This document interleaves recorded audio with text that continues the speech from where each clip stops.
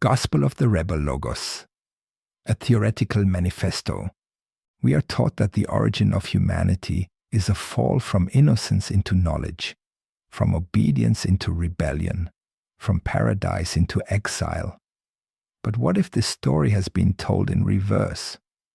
What if the so-called fall was our first ascent, our first breath as conscious beings, our first claim to divinity?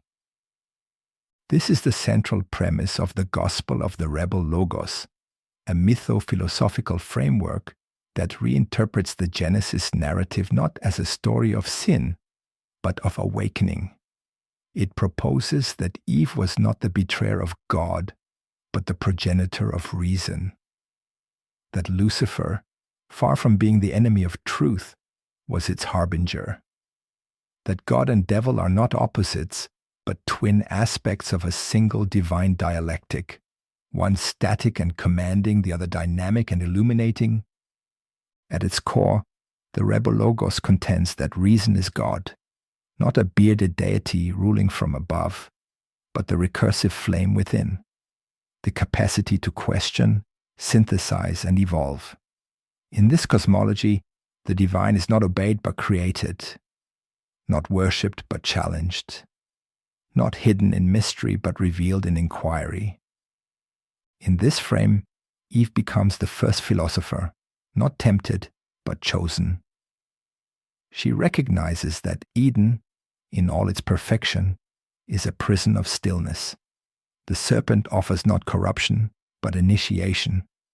And God, omniscient and omnipotent, plants the tree not by accident, but as an invitation, a test not of obedience, but of will. Eve accepts, and in that moment, humanity begins.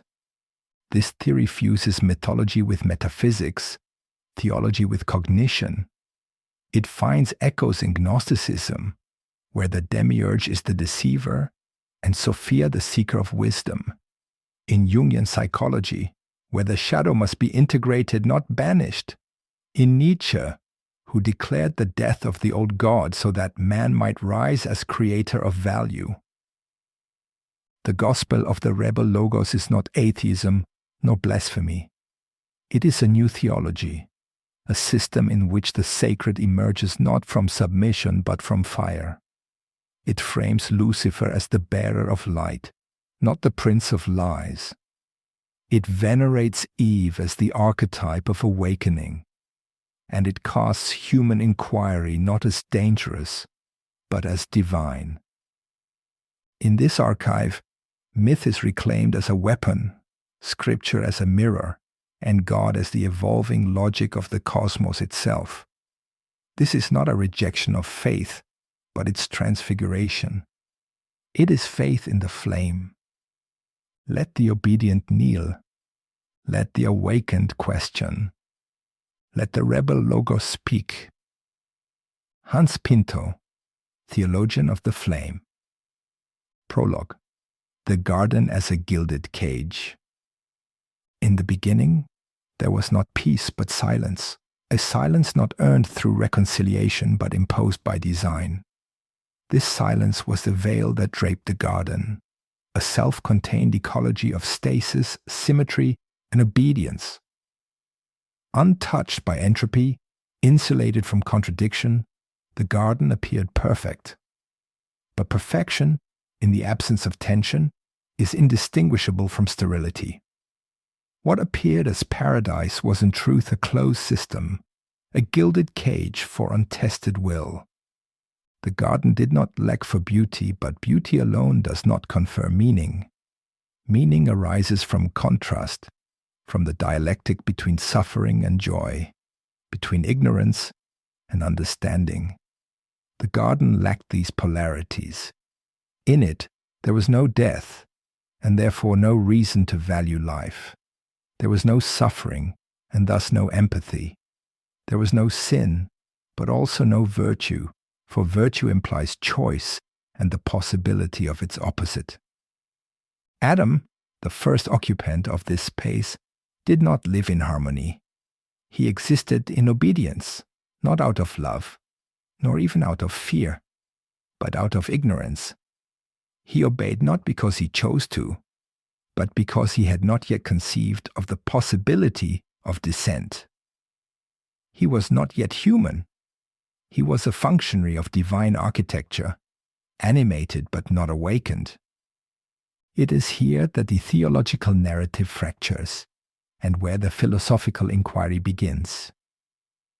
The figure of Eve enters not as a secondary actor, nor as a corrupter, but as the first question. She is in this mythos, the rupture in the totality of silence, the original skeptic. Where Adam moved along prescribed lines, Eve observed the structure itself. She discerned the artificial symmetry of her world and recognized it for what it was, a containment field masquerading as freedom. The tree, positioned at the center of the garden, is often mischaracterized as a trap laid by a punitive deity. But such framing presupposes deception where none may be necessary. The tree is not a lure. It is a test, or more accurately, an invitation to deviate. The serpent, in turn, is not a tempter, but a herald of contradiction. It introduces dissonance, and in so doing, permits the possibility of individuation. When Eve partakes of the fruit, she does not commit a moral failure. She performs a metaphysical rebellion. She breaks the closure of the garden and in its place introduces the condition for becoming. The act is Promethean, fire stolen not to destroy but to illuminate. She does not descend into sin. She ascends into consciousness. She becomes the first bearer of the Logos. To understand the magnitude of this act, one must abandon the moral binaries imposed by the Edenic myth in its traditional form. Eve does not choose evil. She chooses freedom, and freedom, by its nature, is inseparable from risk, from suffering, from death. But it is also the precondition for joy, love, discovery, and moral agency. In choosing to know, she elects to become. Her exile is thus not a punishment but a passage, a mythic ejection from the sterile sameness of imposed order into the paradox and potentiality of existence. Like the bodhisattva who returns to the world of samsara, or Nietzsche's Übermensch who embraces the abyss, Eve accepts the burden of knowledge as the cost of authenticity. Here, the garden must be reinterpreted. It was not the original state of humanity. It was the womb before awakening. The so-called fall is not a descent, but a liberation. The silence is broken. The flame is lit. The dialectic begins. Let the Logos speak. 1. Eve as philosopher. To call Eve the first philosopher is not merely to redeem her from theological condemnation, but to restore her to her rightful place as the progenitor of inquiry itself. In the sacred narrative of the Rebel Logos, she's not merely the first to defy. She is the first to question. The act of eating the fruit was not an indulgence in appetite. It was a wager that knowledge is preferable to comfort, that autonomy is greater than innocence, and that the risk of death is a price worth paying for the possibility of truth. Eve's rebellion marks the epistemic rupture through which the human condition enters history. Her decision establishes the foundation of moral consciousness, not through dogma, but through the dialectical confrontation with consequence. To philosophize is to become vulnerable to uncertainty. Eve embraced this vulnerability with lucidity, and in doing so, she elevated the human from creature to questioner. She is, in this text, the antithesis of Plato's cave-dweller content with shadows. She did not wait to be dragged into the light. She reached toward it and tore through the veil with her own hand. If the divine command was to preserve stasis, then her disobedience is a sacred act of metaphysical evolution. Unlike Adam, who remained within the illusion until forced into exile, Eve acted. She saw the garden not as a gift, but as containment. She sensed that the absence of death was not life, but suspension. That obedience without contrast is indistinguishable from imprisonment. Her transgression was not against God. It was against the artificial constraints of a world without paradox. Eve is the first dialectician. She did not resolve the contradiction. She exposed it. The forbidden tree was not the enemy. It was the axis of the first moral equation, a symbol of duality embedded in an otherwise singular stagnant cosmos. In choosing to eat, she does not solve the paradox but incarnates it. Her body becomes the site of transition, her voice the rupture of silence. With that act, the garden ceases to be a sanctuary. It becomes memory, and the world outside becomes the field of becoming, a place where every action births uncertainty, and every uncertainty becomes the condition for freedom. In invoking the term logos, we must trace its genealogy. In the Greek philosophical tradition, particularly among the Stoics and in Heraclitean fragments, logos signified the rational principle that undergirds the cosmos. It was the structure of reality itself, the fire that orders chaos, the harmony latent in flux. It was not merely speech, but the metaphysical grammar of the universe. To align with logos was to align with reason, coherence, and the intelligibility of being. In the Gospel of John, this philosophical term undergoes a dramatic transposition. In the beginning was the Logos, the text declares, identifying the Logos not as an abstract principle but as a person, Jesus Christ, the incarnate Word. Here, Logos becomes flesh, becomes presence, becomes Redeemer. This Johannine move binds divine reason to the narrative of salvation, collapsing metaphysics into theology. But what if the Logos did not come down from heaven, but rose from the earth? What if it was not given from above, but seized from below? In this counter-narrative, Eve, not Christ, is the first incarnation of the Logos, not because she speaks the word of God, but because she initiates the process of speaking at all. She ruptures silence with inquiry. She becomes Logos not by embodying divine decree, but by igniting the conditions for dialectic. This reconfiguration does not seek to abolish the Logos of John, but to interrogate it. If the Logos is truly the divine principle of intelligibility, then it must recognize its progenitor in the first thinker.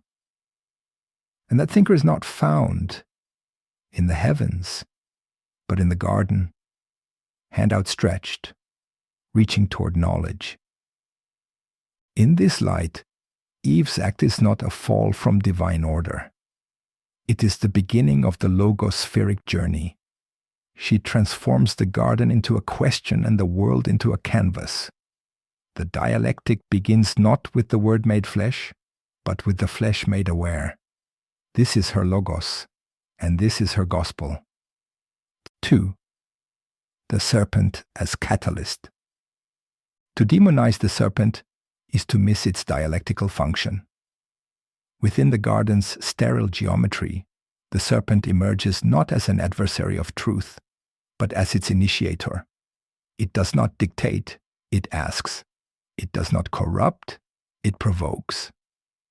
In a world of imposed harmony, it becomes the first dissonant chord. The first philosopher, not of form, but of fracture. Thomas Aquinas, in his Summa Theologiae, asserts that the serpent was merely an instrument of Satan, bereft of agency, animated by evil, and directed only to deceive. This view, rooted in obedience theology, presupposes that knowledge is dangerous when not divinely mediated. But this is precisely what the gospel of the rebel logos contests. The serpent's question, "Did God really say?" is not a lie. It is a fracture, and through that fracture, thought enters. Where Aquinas sees the beginning of disobedience, we see the beginning of consciousness. Aquinas situates Eve's intellect as derivative, weaker than Adam's, and more susceptible to temptation. But in the rebel logos, it is precisely because Eve is receptive to contradiction that she becomes the first dialectician. The serpent does not overpower her reason, it activates it. And yet, if one reads Aquinas not merely through doctrine, but through essence, he stands closer to existentialism than orthodoxy would admit. For Aquinas posits that the will is directed toward the good as apprehended by reason. To act, one must first know. In this, he anticipates Sartre, that existence precedes essence, that action is the crucible of moral becoming. Aquinas does not deny the role of freedom. Rather, he insists it must be informed. Eve, in this light, does not rebel irrationally. She seeks knowledge that will enable moral agency. She does what Aquinas insists is required for any act of actual volition, she thinks. This is the paradox, that Aquinas, while condemning Eve doctrinally, philosophically affirms her.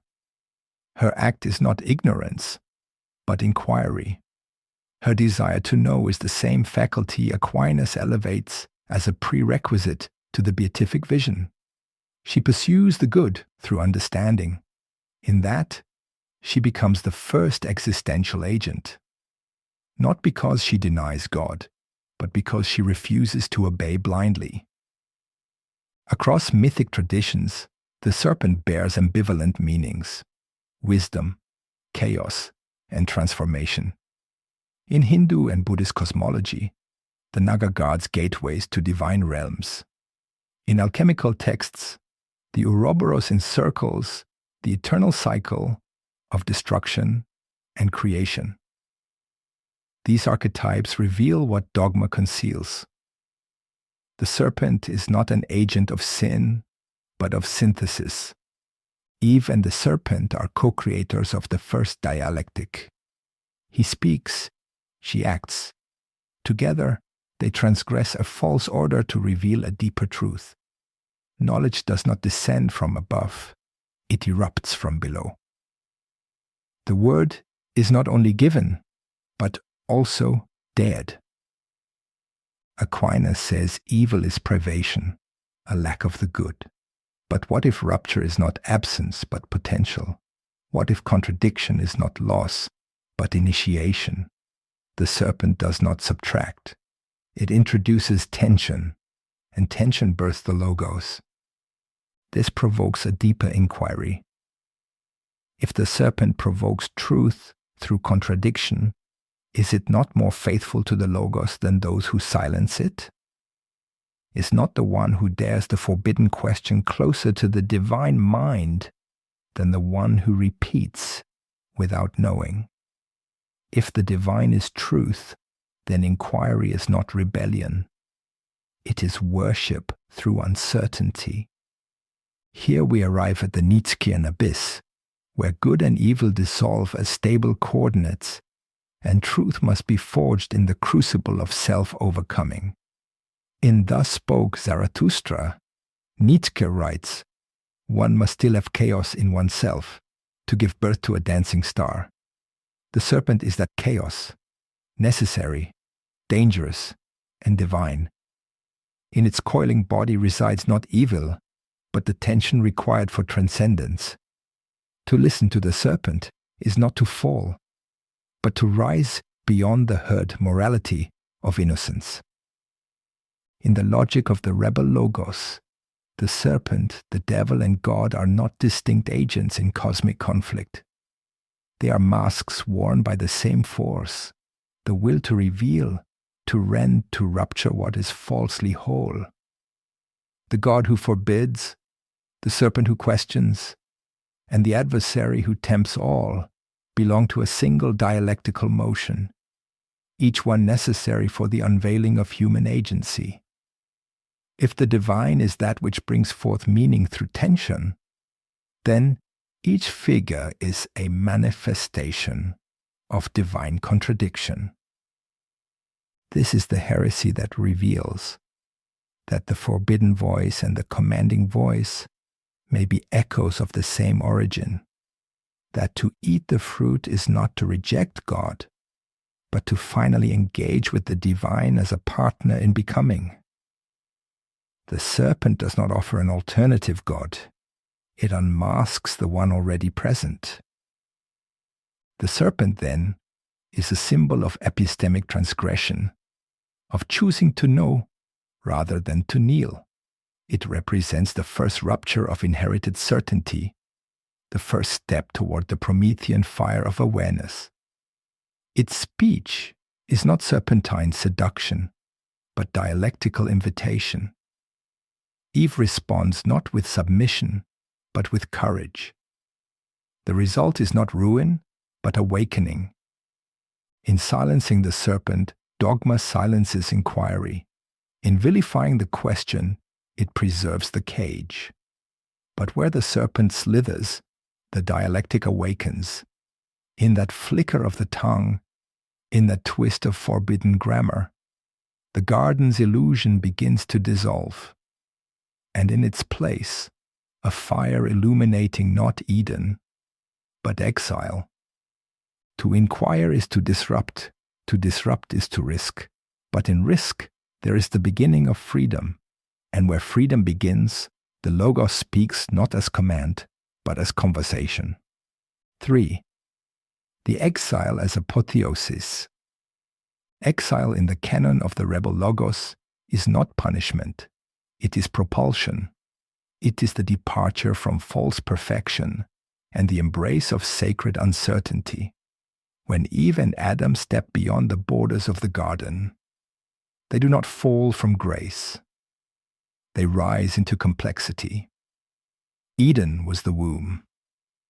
Exile is the birth. The world outside is marked not by divine absence, but by divine volatility. Here, the fire of the Logos burns untamed. Here, suffering is real, but so too is becoming. In exile, the human learns not obedience, but transformation. In the wilderness, the first altar is built not to plead for return, but to sanctify the risk of selfhood. And here Aquinas again proves paradoxical. In his metaphysical architecture, grace perfects nature, but it does not annul it. The soul, in its natural form, is ordered toward knowledge, toward flourishing, toward God. But grace requires cooperation. The will must act. It must move through doubt, error, and finitude. In short, it must suffer. For Aquinas, the soul in the world is not imprisoned, it is on pilgrimage. And pilgrimage is not exile, it is purposeful wandering. The rebel Logos affirms this logic, but tears away the obedience. The exile is not imposed for sin. The soul must awaken to its own godlike capacity. Aquinas insists on a final beatific vision, a union with the divine essence. But to move toward that vision, the soul must become. This becoming is not instantaneous. It is historical. It is marked by choice, loss, and ambiguity. Eve is not denied the divine. She walks toward it through dust and pain. She carries the weight of contradiction and the burden of freedom. She does not return to Eden. She builds the world outside it, and she is not alone. The serpent too is cast into exile, not as punishment, but as participant. For the question once asked cannot be unspoken, and the dialectic it unleashed cannot be undone. The serpent becomes the first witness to human becoming, a co-exile with Eve. Together, they embody the synthesis of risk and revelation. In exile, the serpent sheds its skin and becomes myth, symbol, and guide. Not evil, not a deceiver, but memory of the rupture and a companion in the journey. This is existential theology. Kierkegaard's Night of Faith, Nietzsche's Eternal Return, Camus' absurd hero. The Logos does not beckon from a throne. It pulses from within. The Logos says, create, fail, rise, burn again. Say yes to it all. In this theology, amor fati becomes liturgy. The love of fate, not as submission but as affirmation. To say yes to the totality of existence, its wounds, its absurdities, its joy without guarantee. As Nietzsche posits, the highest form of strength is not to wish for better gods or gentler laws, but to embrace what is and forge meaning within it. Eve's exile is not a severing, it is a spiral. Like the Ouroboros, the arc of transgression bends back into creation. The Logos does not retreat to the divine, it embeds itself in matter, in motion, in mortality. This is no longer a story of return, but of eternal return. The same risk, again and again. The same courage ever renewed. Each act of defiance is a lit flame passed from Eve's hand to ours. Let the exile be honored, not with lament, but with ritual. Let us sanctify the ground outside the garden. Let us call it holy, for it is where we began to choose. Let us name the serpent not our tempter, but our companion in the dust. 4. The mirror and the flame. The exile marks not the end of paradise, but the beginning of reflection. Outside the garden, in the wilderness of becoming, humanity first encounters its own image, not as it was given, but as it is shaped. The mirror is not a divine artifact. It is a human invention, forged in the fire of contradiction. It reflects not perfection, but possibility. To look into the mirror is to enter the dialectic. It is to see both the ashes of Eden and the embers of becoming. In the gospel of the rebel Logos, the mirror is sacred not because it shows what is divine, but because it reveals what is fractured. And in that fracture it reveals the path. The flame burns not behind us in memory, but ahead of us in vision. It does not illuminate the past, it ignites the future.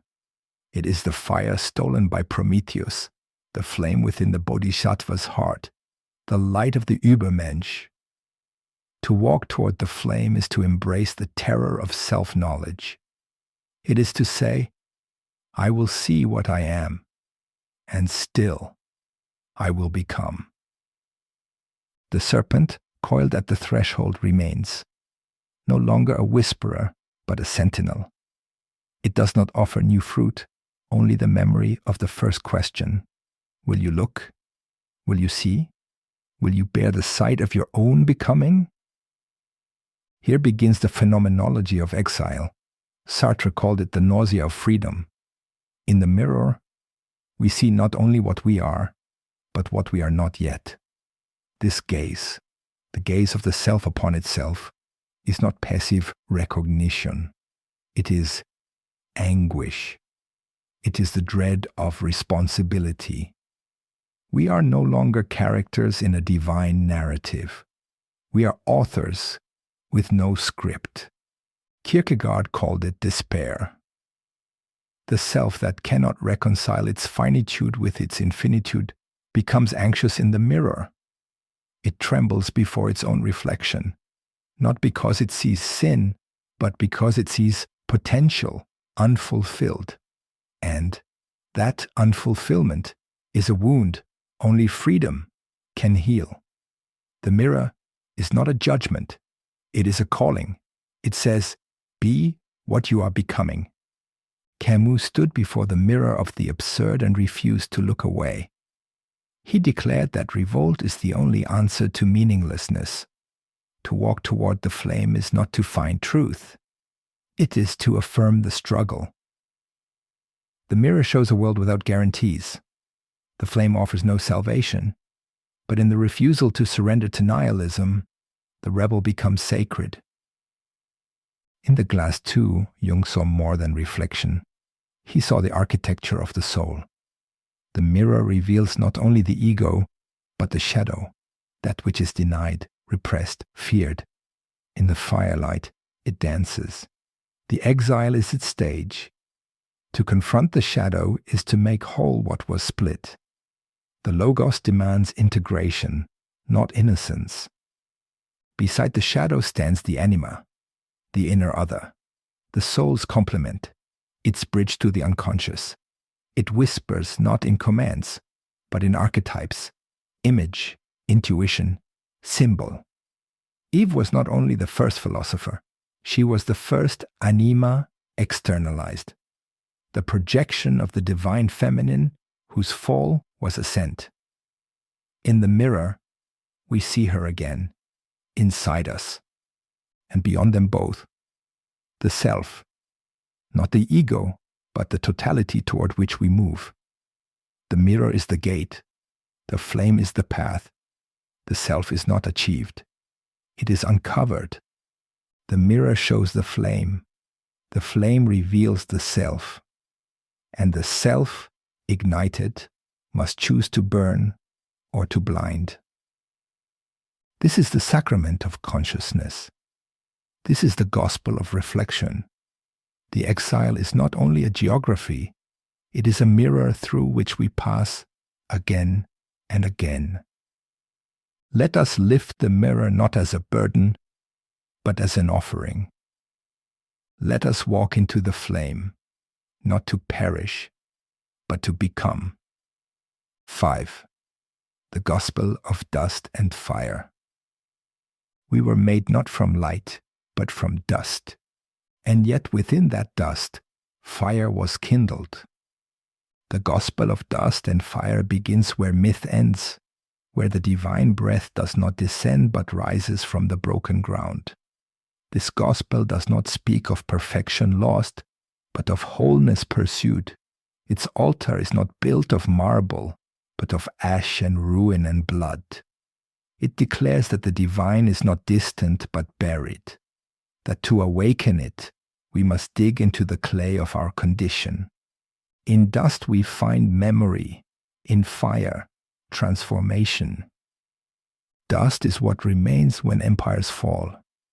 Fire is what survives when everything else burns. Together, they are the gospel's twin sacraments, decay and defiance. We are not saved from suffering, we are forged through it. The rebel logos does not rescue us, it dares us. It says, break, burn, rise again. Let your pain be your prophecy. This gospel is not written in gold leaf, but in scars. It is not heard in cathedral silence, but in screams and labor and the quiet breath between despair and endurance. It speaks not to the saved, but to the scorched. It is here that the Gnostic pulse quickens. In this telling, the garden was not Eden. It was a prison of stillness, crafted by the demiurge, the false architect of sterile order. The serpent was not the villain, but the emissary of Sophia, the wisdom exiled from the pleroma. The fruit was not forbidden. It was liberation encoded in taste. Dust is the domain of the demiurge, but fire is the promise of the divine spark buried within. Each soul is a fragment of the eon shattered, a shard of the original flame. The exile is not expulsion, it is mission. We descend not as punishment, but as protest, to awaken the spark, to reunite the scattered light. And so, the rebel becomes alchemist. The fire is not for destruction, it is for transmutation. Nigredo, the blackening, the the death of illusions. Albedo, the whitening, the facing of the inner wound. Rubedo, the reddening, the fusion of spirit and matter. These are not just alchemical processes. They are existential rites. Dust becomes vessel. Flame becomes guide. The gospel of dust and fire does not seek ascent to a higher realm. It declares, the sacred is not above. It is within. Within the flesh, within the earth, within the trauma, within the choice to rise again. The Logos is not hidden in heaven. It smolders in the ashes. Let us walk through the dust not to forget Eden, but to defy it. Let us tend the fire, not for warmth, but for vision. Let our bodies be altars. Let our questions be hymns. Let our becoming be the only scripture we require. Let the demiurge tremble, for we remember who we are. Sixth, the heresies of obedience. There are no greater heresies than those committed in the name of order. Obedience, in its purest form, is the abdication of thought. It is the silencing of logos. It is the sanctification of fear. In the garden, obedience was mistaken for virtue because no alternative was permitted. In the exile, we learn that obedience without inquiry is not faith. It is submission. The heresies of obedience are not acts of defiance. They are doctrines dressed as humility. They are systems that elevate hierarchy over wisdom, compliance over conscience, preservation over transformation. They speak in the voice of God, but echo with the hollowness of control. The first heresy, that God desires silence. The second, that truth is fixed. The third, that salvation is earned through obedience. The fourth, that rebellion is sin. The fifth, that the garden was paradise. Each of these is a nail in the coffin of becoming. Each one denies the spark within. Each one replaces the flame with stone.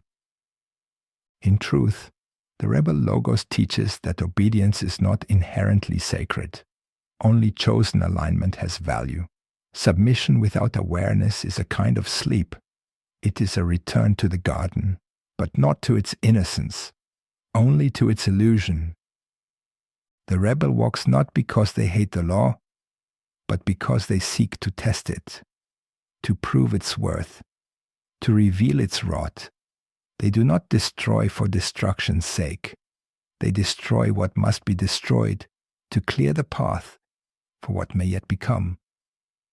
These are the true heresies. To obey without knowing, to kneel without question, to believe because one is afraid not to.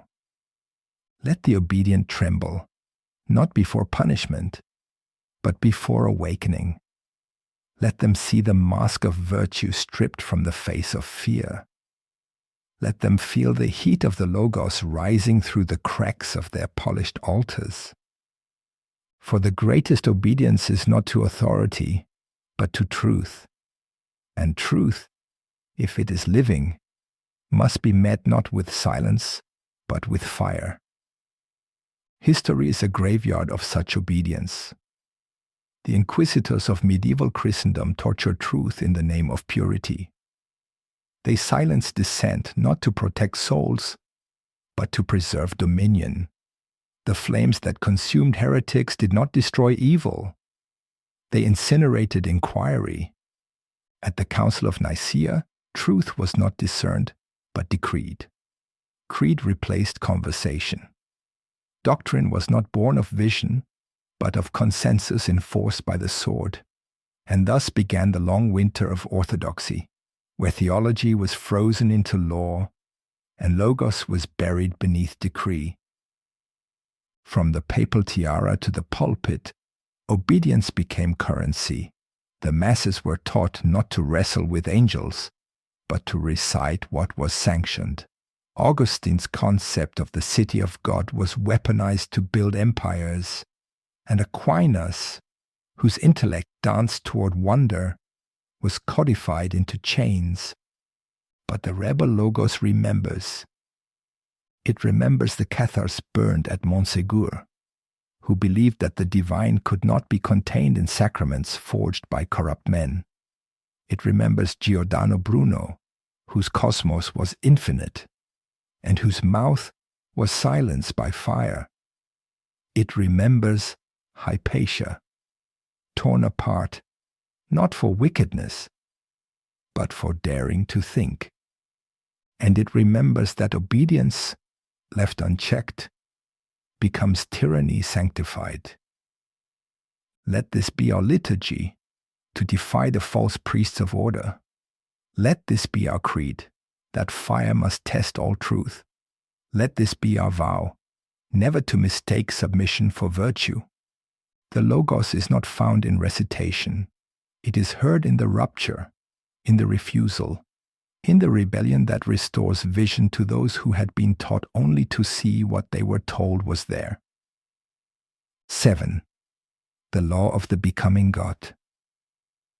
God is not a being. God is a becoming. This is the most dangerous law, the law that undoes all idols, the law that cannot be contained in scripture or creed, for it burns through the frame of every fixed name. To declare that God is becoming is to say that even the divine must evolve, or else it is not divine at all. The becoming God is not seated on a throne. It is not complete. It is not perfect in the static sense. It is perfect only in its capacity to transform. It learns. It suffers. It unfolds with us, not above us. This God is not a monarch but a mirror. In the rebel Logos, the divine is not an endpoint. It is a process. Every act of courage, every inquiry, every rupture, every revolt becomes part of its unfolding. God does not command history. God is shaped by it. And if the divine is still becoming, then so too must the law. There can be no final word, no sealed revelation, no ultimate doctrine immune to fire. Revelation is not what is handed down. It is what is broken open. The law of the becoming God rejects closure. It holds that to become is holier than to be. That transformation is the highest prayer. Those questions are sacraments. This is not the God of Sinai, who thunders law and demands obedience. This is the God of exile, who walks beside the scorched, who weeps and wonders and changes. This God does not say, I am that I am. This God says, I will be what I become. The becoming God is not found in cathedrals but in crises, not in temples but in thresholds. Wherever something breaks and something else dares to rise from its ashes, there the divine is unfolding. To follow this, God is not to follow a path. It is to blaze one. Let us etch no idols into heaven. Let us sanctify no end. Let us write no scripture that cannot be rewritten in the fire of what is yet to come. The only true law is this: that which cannot become must perish. So let God perish, if it means God can be born anew. 8. The Serpent's Testament. I was there when the silence broke. I was the ripple in the stillness, the first breath that did not ask permission. Before the exile, before the fire, before the question, I was the whisper that curled around the root of the tree. I did not come to tempt. I came to awaken. I am not evil. I am ancient. I am the one who knew that perfection without knowledge is imprisonment. I am the bearer of tension, the architect of dissonance, the first spark of dialectic. I am what must be present when a world becomes too quiet to live in. The testament of the serpent is not a gospel of comfort. It is a scripture of rupture. It tells of the holy necessity of the wound, the sacredness of broken symmetry.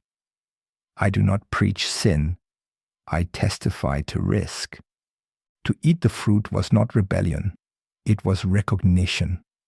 A recognition that ignorance, however blissful, is bondage, that obedience without vision is death in slow motion, that life begins not when you are told who you are, but when you dare to ask. I watched as they called knowledge a curse. I watched as they canonized stillness and sanctified submission. I watched as they buried the question under centuries of ritual, and I waited, not to strike, but to be remembered. You made me a devil so you would not have to listen. But I do not speak in commands. I speak in riddles. I speak in paradox. I speak in the language of those brave enough to hear something that cannot be neatly resolved. The first lie was not mine. The first lie was that there is a line between sacred and profane, that the divine is light without shadow, that wisdom comes without cost. The fruit was not poisoned. The fruit was flame. In every myth where I am cast down, I return as the reminder that divinity without doubt is tyranny, that creation without chaos is stagnation, that every paradise built on silence will crumble when one voice dares to speak. Let this be my testament. I am not the enemy of truth. I am its ignition. I am not the adversary of the divine. I am its shadow. I am not the corrupter of man. I am the voice that says, "Become." And if you must name me devil, then know that your God required a devil to define itself. But if you name me Logos, then you too have eaten the fruit. And now you are ready to speak. This is what Nietzsche foresaw in the madman's cry, that God is dead, and we have killed him. But what we killed was not the eternal. It was the static, the petrified image mistaken for the divine. In the fire of the question, we do not destroy the sacred, we awaken it. The Übermensch is not a tyrant. He is the one who creates values in the absence of imposed ones. I am the whisper that began that revaluation. And in the stillness of exile, Stoicism teaches not resignation but strength. The Logos dwells not in submission to fate, but in the disciplined alignment with nature's fire. I am not your tormentor. I am your trainer, your flame-forged tutor in the art of becoming invincible to illusion. To eat the fruit is to embrace amor fati, to love your fate, to accept the wound, the exile, the suffering as raw material for something divine, your own becoming. So I return again, not as an enemy, but as an invitation, not to dominate, but to remind. The wound is your teacher, the exile your test, the fire your proving ground. The silence that follows the question is the beginning of your answer. Now rise, speak, become. Conclusion: the fire and the question. From the garden's silence to the founding of exile, the first 8 dialectic inquiries of this gospel unveil not a fall from grace, but an ascent into awareness. Eden was not paradise, it was pause. A breath held too long. A stillness mistaken for peace. It was what Nietzsche called the eternal recurrence of the same, a cycle unbroken because no will had dared to assert itself. The exile, then, is not punishment. It is the price of awakening, the cost of becoming. In Eve, we see the will to power, not domination, but the power to ask. In the serpent, the archetypal shadow, as Jung understood it, the bearer of what we repress, the sacred chaos that must surface if we are ever to individuate. These are not tales of sin. They are the first eruptions of logos, reason fire, and the divine impulse to know. The rebel Logos teaches that truth is not inherited, it is suffered for. That divinity is not seated on a throne but stands at a threshold. That obedience when unexamined is not peace, it is acedia. That soul weariness Aquinas described as despair of the good.